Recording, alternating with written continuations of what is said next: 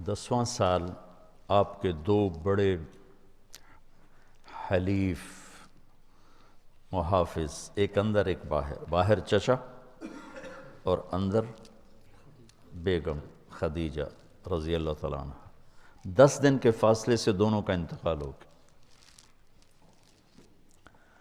تو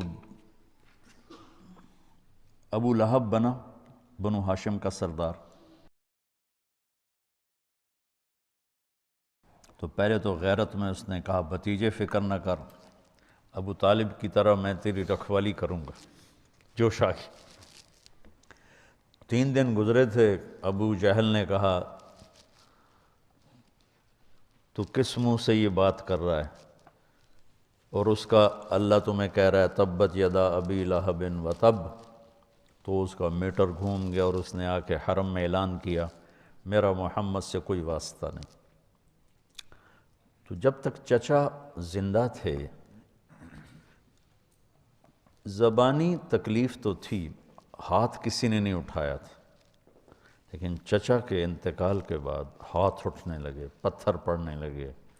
وہ جو آپ واقعہ سنتے ہیں چادر گلے میں ڈال کے مروڑا، آنکھیں باہر نکل آئیں، یہ ابو طالب کے انتقال کے بعد کا واقعہ۔ ابو جہل نے پکڑ کے بطحا کی وادی میں گھسیٹا، سارا پہلو زخمی ہو گیا۔ یہ اس کے بعد کے واقعات۔ آپ مینا میں جاتے تھے، حجاج میں دعوت دیتے تھے، تو یہ اس کے بعد واقعات ہوئے، کوئی پتھر مار رہا ہے، کوئی تھپڑ مار رہا ہے، کوئی منہ پہ تھوک رہا ہے۔ آپ دعوت دیتے دیتے دیتے سورج سر پہ آ جاتا تھا، اور اختتام کیسے ہوتا تھا؟ کوئی منہ پہ تھوکتا، کوئی گالی دیتا، کوئی تھپڑ مارتا، کوئی دھکا دیتا۔ یہ سب چچا کے انتقال کے بعد۔ تو پھر آپ کو خیال ہوا کہ ہجرت کروں، تو آپ طائف گئے۔ طائف میں جو ہوا وہ آپ کو معلوم ہے۔ کہ 4 سال پہلے میں عین اس جگہ پہ پہنچا جہاں آپ کو پتھر پڑے۔ وہ پرانا طائف ہے، ایک رہبر لے گیا، پھر جہاں جا کے آپ کو زید بن حارثہ نے لٹایا، وہ جگہ وہاں ترکوں نے مسجد بنا دی ہے چھوٹی سی، جہاں وہ باغ تھا وہاں چھوٹا سا محلہ ہے وہ سارا۔ تو بہت تکلیف کے ساتھ واپس آئے، اتنا خوف چھا گیا کہ آپ مکے میں انٹر نہیں ہو سکے۔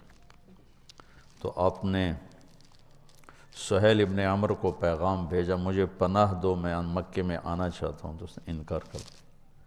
پھر آپ نے صفوان بن امیہ کو پیغام بھیجا کہ مجھے پناہ دو، انکار کر دیا۔ پھر آپ نے اخنس بن شریک کو پیغام بھیجا، اس نے بھی انکار کر دیا۔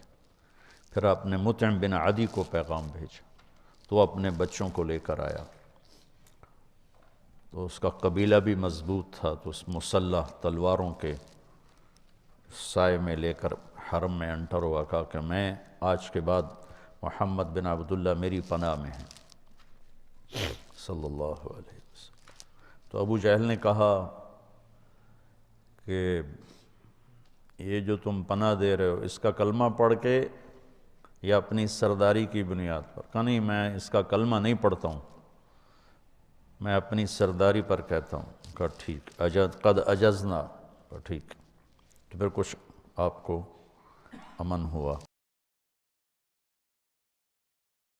لیکن وہ جو تکلیفیں دکھ تھی وہ چلتے رہے۔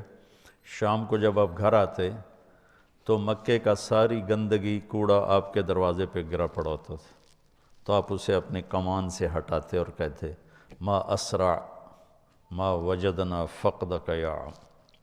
ہوئے ہوئے کیا درد ہے چچا، تیرے جانے کی کمی بہت جلدی محسوس ہونے لگی۔